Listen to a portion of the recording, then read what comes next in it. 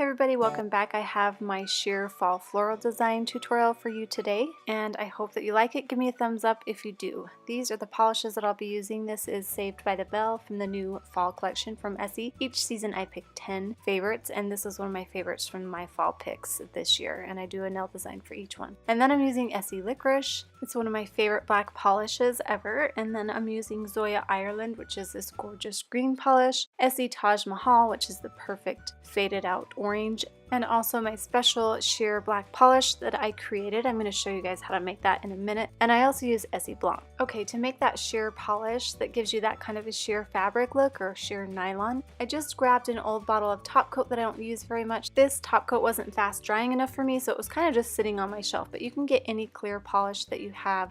You can buy a cheap one and just add black polish to it to get that sheer effect. So I'm going to show you what I did here. I had previously used this polish last year when I tried a design that was similar. It didn't turn out so great, but I thought I'd revisit this kind of a design and try it again. I think you can start out adding about 10 drops and then give it a good shake and then add a few more until you get it the sheerness that you like. So that's what I kept doing. I just kept adding a few more drops here and there and then shaking it up and then testing it out on the nail. And keep in mind, if you're using a bottle that you have used quite a bit and maybe it's half empty, you're not going to add as much black polish. So start with a little bit and build it up.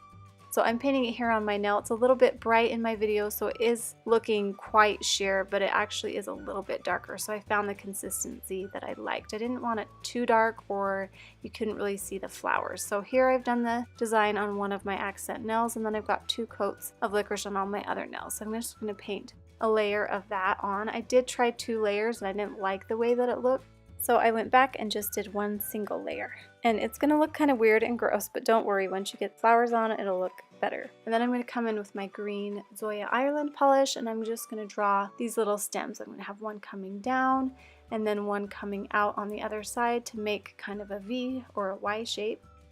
And then I'm going to add some leaves. Now keep in mind when you're doing this also that you don't want to add too much, because once you build up all those colors, it gets to be a lot. So space things out and make sure you leave some negative space to give it that sheer look so that it can show through a little bit.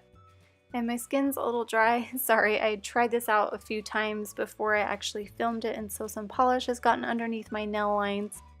So you'll see that, but that will go away when you wash your hands pretty good after it has dried, so sorry about that. Okay, I'm coming in with Saved by the Belle, and I'm going to do pink flowers. I'm going to make them not uniform. They're going to be a little bit messy, I would say, and it's going to look kind of funny at first, but you're going to clean it up the way that you like it, do different shapes, and then you're going to come in with Taj Mahal after cleaning your brush, and I'll put a link to the brush below. I'm using my Winstonia brush. It's my favorite brush. So I'm doing a variety of full flowers and then some that aren't quite in full bloom and then some buds. And then I'm just going to add orange where I look and visually want to see it.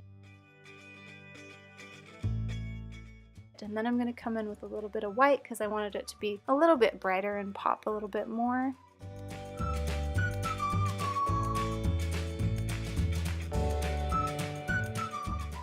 And then I used Knee High Life to do these little dots. I forgot to put that in earlier as well, and I think that just adds some dimension.